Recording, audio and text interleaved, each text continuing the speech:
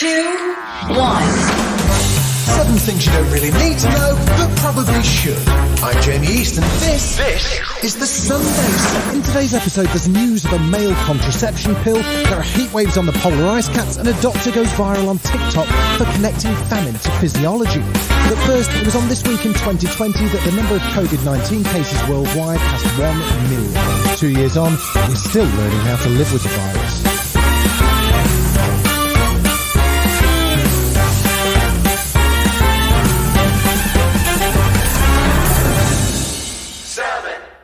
In 1960, the pill hit the market and changed women's lives forever.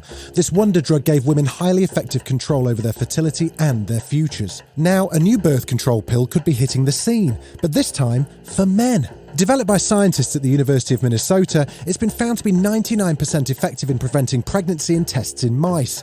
The breakthrough medication could bring balance to the contraceptive burden with far fewer options available to men. Dr. Gunda Georg led the research and has been working on a non-hormonal male birth control for the past 20 years. We want a non-hormonal contraceptive agent because we don't really want to interfere with the hormonal balance in males, because that has been done before and there were several side effects, and that approach has never reached the market. Of course, negative side effects are not uncommon when it comes to the hormonal contraceptives available to women, so you might be wondering, why are men getting such special treatment? Graduate student Abdullah Al-Noman weighs in. Targeting male sex hormone leads to a lot of side effects, such as weight gain and depression, and also increased risk for cardiovascular diseases. And since men do not have to trade off between the pregnancy and the side effect, men are less willing to take a birth control pill that has such significant side effect. That's why we are targeting a non-hormonal pathway to develop a male birth control pill. The pills haven't been tested on humans yet, but the results from mice are very promising. So the mice were fed the drug at a dose of 10 milligram per kilogram for about a month. And as they were getting the drug, their sperm counts went down and they could no longer impregnate the mice. So that was a wonderful example of, a very effective drug, and the effect was about 99%. And so then we also discontinued the drug. And then after about 4 weeks or so, fertility turned and the mice were fully fertile again. So that's a really, really great result. You can induce sterility, and when you withdraw the drug, normal sperm counts come back and pregnancies are induced. And doing all of this, the mice seem to be very happy, and we did not see any side effects. So the mice seem happy, but what about the humans? When will we be able to know how the medicine works in us? We have licensed this compound to UChoice Therapeutics, and they're moving forward very quickly to get to a clinical trial. And so we hope that by the end of the year or during this year, we will have the first clinical trial, and I hope that by next year we will have the first results.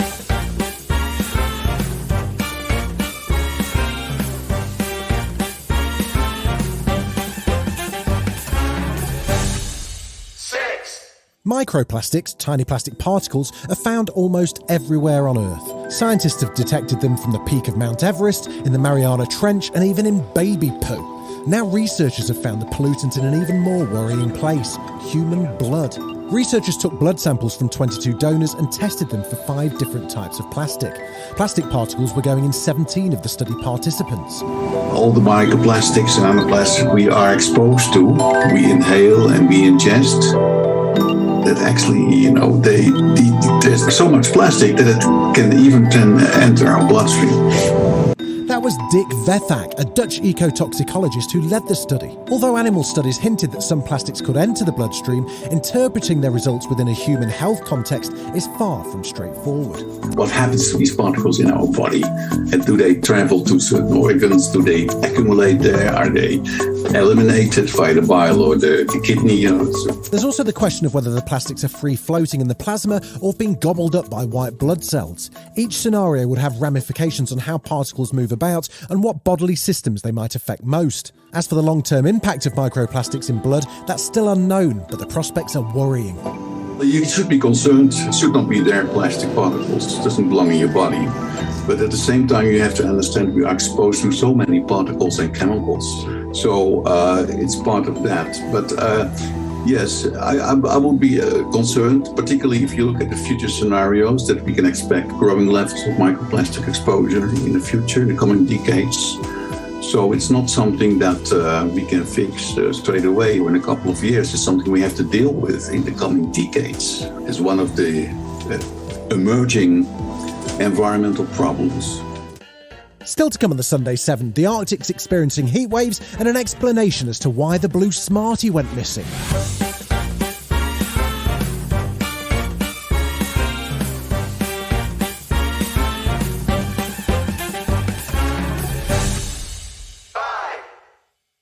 An unprecedented heat waves hit Antarctica this month, with temperatures soaring 40 degrees Fahrenheit higher than normal. It's arrived at the same time as an Arctic heat wave and another coral bleaching event on the Great Barrier Reef. The events have left scientists shocked. Dr. Matthew Lazzara, senior scientist at the Antarctic Meteorological Research, spoke with Forbes and explained what's happening. In essence, you had much warmer air coming from further to the north, and so that brought in more warm air, and clouds kind of acted like a little bit of a blanket that kind of actually brought some of their own little bit of warming in, perhaps. And so some of these are the potential reasons in combination that gave us such warm temperatures. You might be tempted to point the finger at climate change, but Matthew is hesitant. It's hard to have the one specific event tied to change.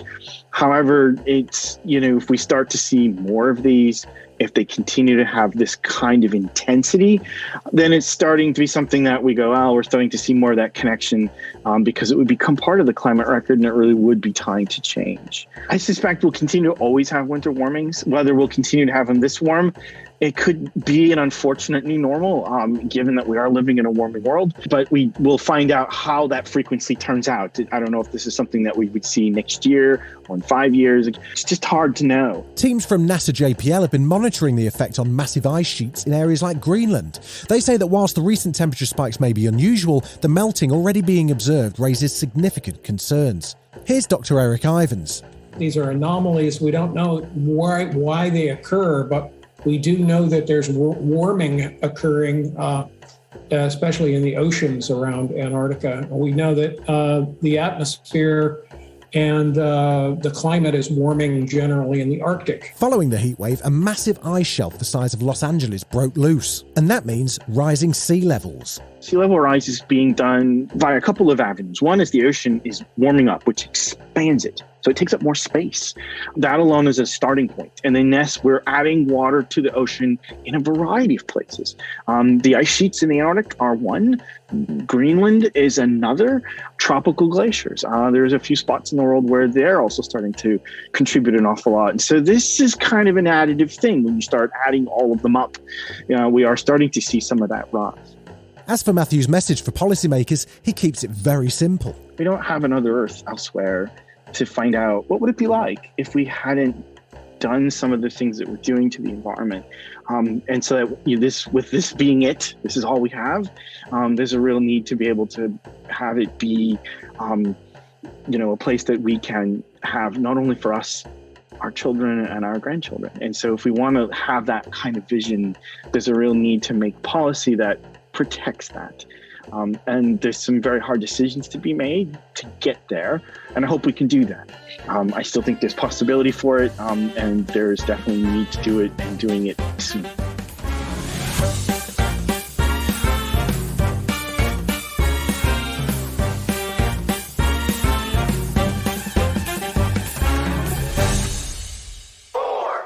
Do you know why the blue Smarties disappeared for a while? No, me neither actually. Well, I know someone who does. Dr. Anne Jungblut, a researcher at the Natural History Museum.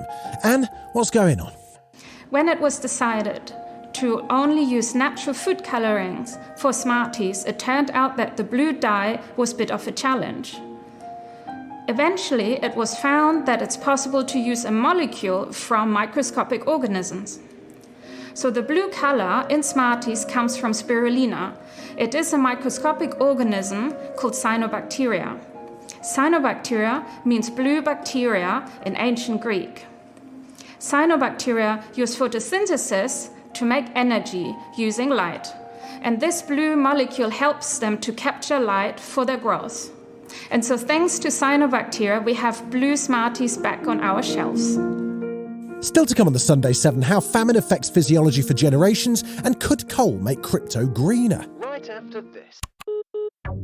You're listening to the Sunday 7. Follow us for your weekday news espresso, or even try our Ireland edition. It's in all the usual places.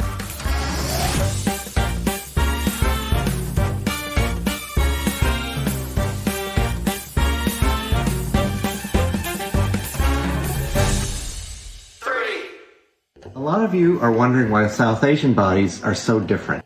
Why do South Asians have such a tendency to generate and store fat and not burn it off with low lean muscle mass? This all points to an adaptation to starvation. What you just heard there was the viral TikTok of Dr. Mubin Syed.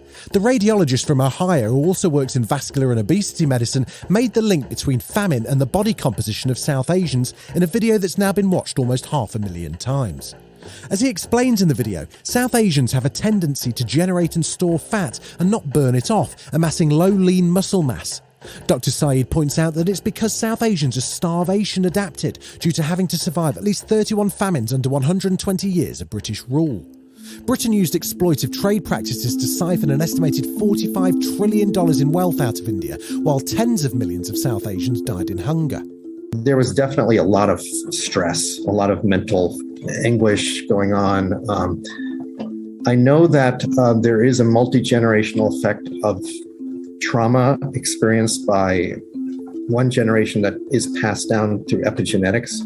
Our body wants to store fat, and it wants to maintain a low lean muscle mass because muscle burns up calories. You know, if you're in a starvation state, the last thing you want to do is burn up calories. South Asians are up to 6 times more likely to develop diabetes than Europeans and also have a higher chance of contracting the disease.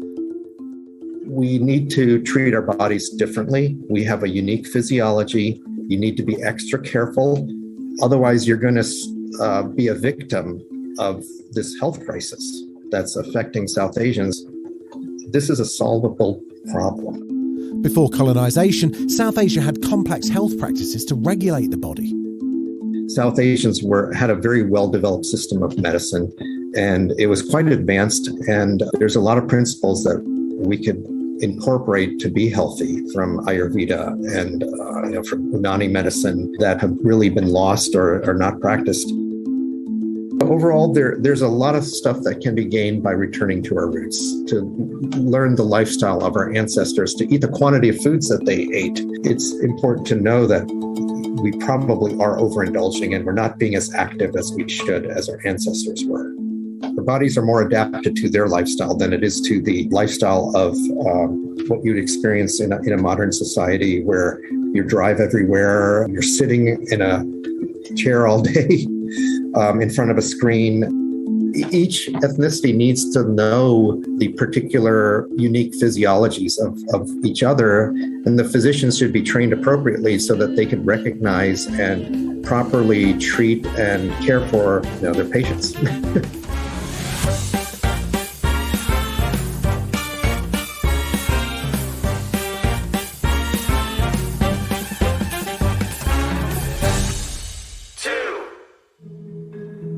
How have we not mapped the ocean floor at this point in time in history? It's the largest data gap, knowledge gap, potentially left on the planet. Bedrock's a company aimed to fix that. They're building ocean drones or autonomous underwater vehicles to collect all kinds of data about the seafloor and have a platform that marks that data accessible.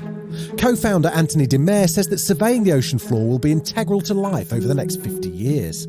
It is unbelievable how little we know about the ocean in comparison to Mars or other planets. This could test the future of many industries, from energy such as wind and oil to more out-of-the-box ideas like underwater data centres. But right now, a big issue is actually being able to see and understand the physical space.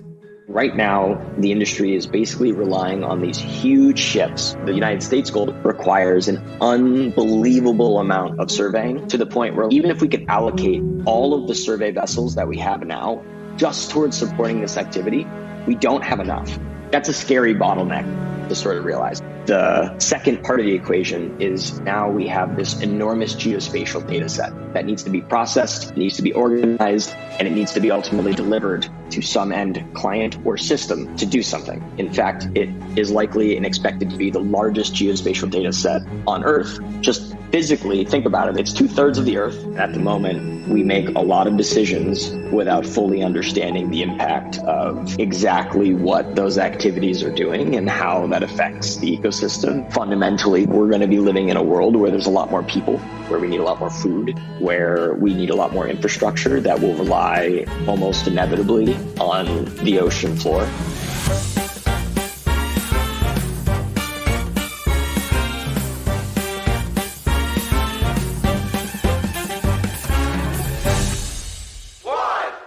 As cryptocurrencies have exploded in popularity, so's the amount of electricity required to mine the digital tokens, raising concerns over its environmental impact. For one company in Pennsylvania, USA called Stronghold, mining Bitcoin could actually be a way to reduce environmental waste and clean up their community.